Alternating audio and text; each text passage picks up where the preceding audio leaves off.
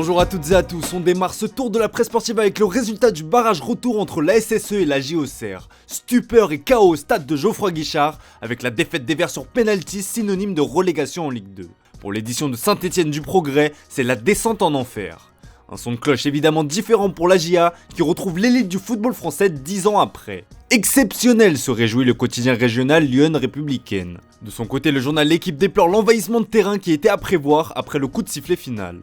La descente par chaos peut-on lire en une du quotidien français. Des fumigènes et des pétards ont été lancés sur la tribune d'honneur et les joueurs, ce qui a donné lieu à des scènes de chaos total. Les affrontements avec les forces de l'ordre se sont poursuivis autour du stade. On a donc assisté à de nouvelles images déplorables pour le football français quelques jours après les scènes surréalistes au Stade de France lors de la finale de la Ligue des Champions. Le Parisien réalise d'ailleurs une autopsie de ce fiasco dans son édition du jour. En Angleterre, on ne démord pas de ce qu'il s'est passé. Andrew Robertson dénonce une pagaille totale comme le relaye le Daily Express. Le latéral gauche de Liverpool pointe du doigt la police et l'UEFA pour avoir gâché la finale.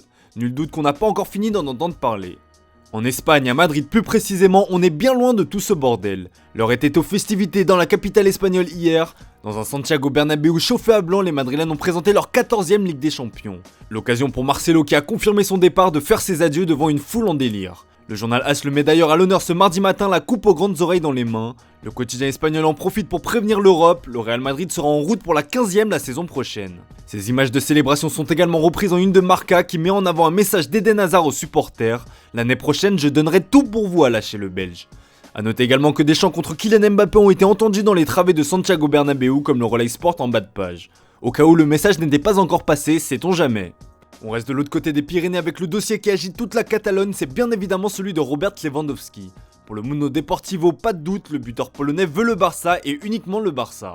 Lewandowski insiste, résume ainsi donc le quotidien espagnol. Présent au Grand Prix de Monaco hier, le serial buteur du Bayern Munich a fait une nouvelle confidence sur son avenir, des propos qui sont également repris en une de Sport. Le moment viendra de donner des informations, bientôt il me sera possible d'en dire plus. Un départ au Barça, ça dépend de plusieurs facteurs, je pense que ma situation est claire et qu'il est inutile d'en parler. C'est difficile de dire que je jouerai pour le Bayern la saison prochaine, a-t-il confié.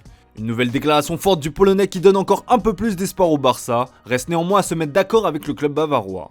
Allez, on file en Italie avec le rachat de l'AC Milan qui est en passe d'être officialisé. La Gazzetta dello Sport placarde sur sa une ce matin, accord entre Paolo et Redbird. Le quotidien italien précise que demain, le gestionnaire du fonds Cardinal va signer le rachat du club à Elliott Management, l'actuel propriétaire des Rossoneri. En négociation exclusive avec l'AC Milan, Investcorp s'est donc vu doublé par le fonds d'investissement américain Redbird, également propriétaire du Toulouse FC. L'AC Milan va désormais pouvoir se concentrer sur son avenir qui promet d'être radieux après la reconquête du Scudetto cette saison. On reste dans la botte où le marché des transferts risque d'être chamboulé par un homme, Romelu Lukaku. Le Belge pousse pour retourner à l'Inter, comme l'explique le Corriere dello Sport dans son édition du jour. L'Inter fait également le nécessaire pour rapatrier son buteur. Cette piste est notamment validée par le coach Simone Inzaghi. Une rencontre devrait avoir lieu demain. De son côté, l'AS Roma voit cette offensive interiste comme une faille dans le dossier Paulo Dybala, annoncé proche des Nerazzurri. Le quotidien transalpin explique que le club de la Louve serait prêt à sacrifier Zaniolo pour boucler l'arrivée de la Joya. La Juventus qui est intéressée par l'international italien n'est sûrement pas passée à côté de cette information. Et on termine ce tour de la presse sportive en Angleterre, à Liverpool plus précisément. Les prochaines semaines devraient être agitées du côté des Reds, comme on vous l'a expliqué hier dans le JT. La formation entraînée par Jürgen Klopp prépare sa reconstruction. Sadio Mané a notamment fait part de son désir de quitter le club de la Mersey à 1 an de la fin de son contrat. Si Liverpool tentera certainement de convaincre le Sénégalais de changer d'avis, ils ont déjà prévenu ses nombreux prétendants.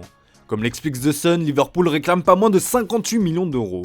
The Guardian précise que le Bayern Munich mène la danse dans ce dossier. De son côté, Sky Germany avance même qu'un contrat de 3 ans aurait déjà été proposé à Mané. Les Bavarois comptent proposer 30 millions d'euros à Liverpool, plus 5 à 10 millions de bonus pour acheter la dernière année de contrat du Sénégalais. Un dossier qui sera à suivre de très près dans les prochains jours. Voilà, c'est tout pour ce matin, merci pour votre fidélité, bonne journée à vous, on se retrouve tout à l'heure pour le traditionnel JT Foot Mercato.